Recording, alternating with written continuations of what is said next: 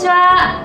Hari ini kita mau ngebahasin tentang peminjaman keluarga di Jepang. Jadi di Jepang itu mungkin udah banyak yang tahu bahwa kita bisa rental, kita bisa pinjem pacar, kita bayar, terus habis itu kita pergi kencan seakan-akan dia beneran pacar kita. Ya. Tapi selain itu ternyatanya juga bisa rental keluarga. Gimana tuh maksudnya? Jadi di Jepang itu kalian juga bisa rental suami, terus juga istri, anak, kakek, nenek, pokoknya semua orang dari keluarga kalian bisa pinjem. Bahkan ada juga yang rental baby, ada juga yang rental bayi, guys.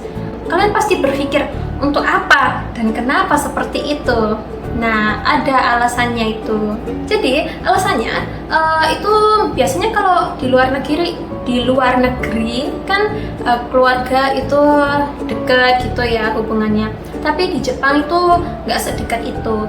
Jadi orang itu lebih kayak masing-masing gitu. Jadi kadang ada kayak bapak-bapak, terus habis gitu mungkin istrinya udah nggak ada, terus anaknya tinggal di tempat lain, jadi dia sendirian. Terus habis gitu merasa kesepian, makanya dia pengen ada seseorang kayak istri atau anaknya dan makan bareng di rumah.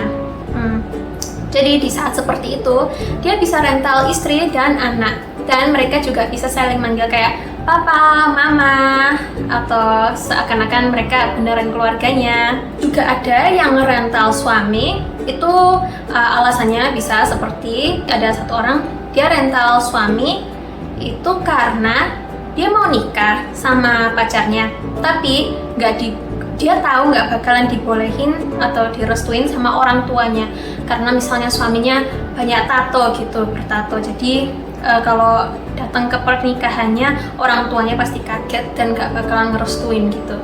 Jadi dia rental seseorang untuk pura-pura jadi suaminya di acara pernikahan. Terus habis gitu kan kalian pasti berpikir, nah itu kan sekali doang kan?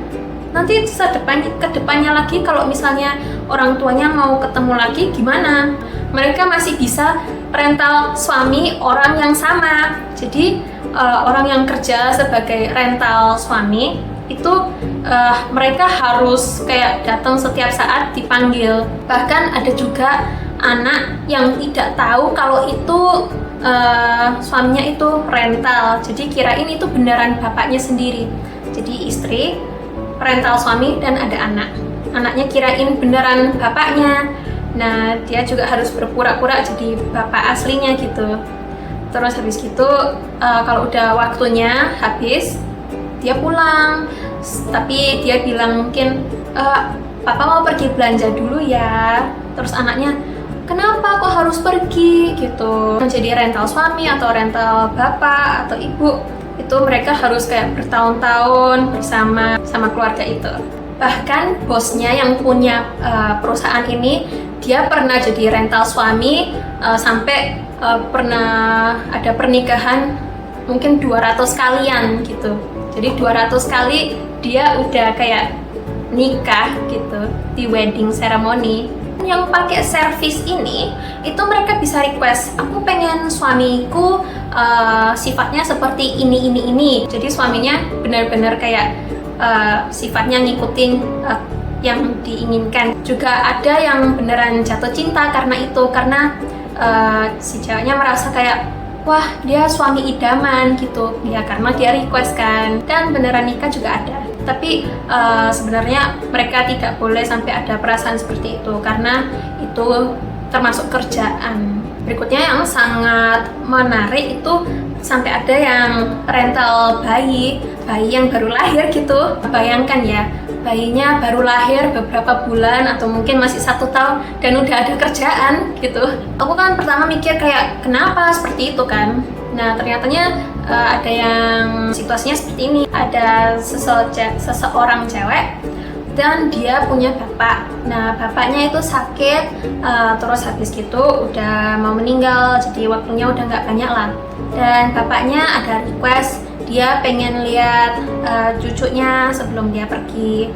Tapi si ceweknya sebenarnya udah cerai dan papanya nggak tahu, makanya si ceweknya mau nggak mau harus rental bayi, dan dia nggak bilang ke bapaknya kalau dia sudah cerai biar bapaknya bisa pergi dengan tenang.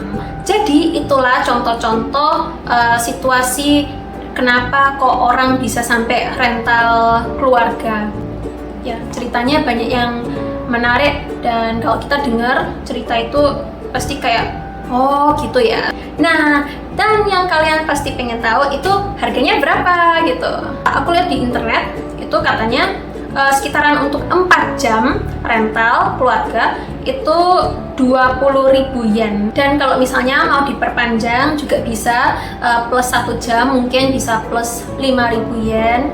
Lumayan mahal sih ya kalau dipikir-pikir, tapi mungkin bagi banyak orang itu sangat membantu dan worth it. Jadi kalau kalian ke Jepang dan kalian kesepian, kalian bisa rental pacar atau keluarga.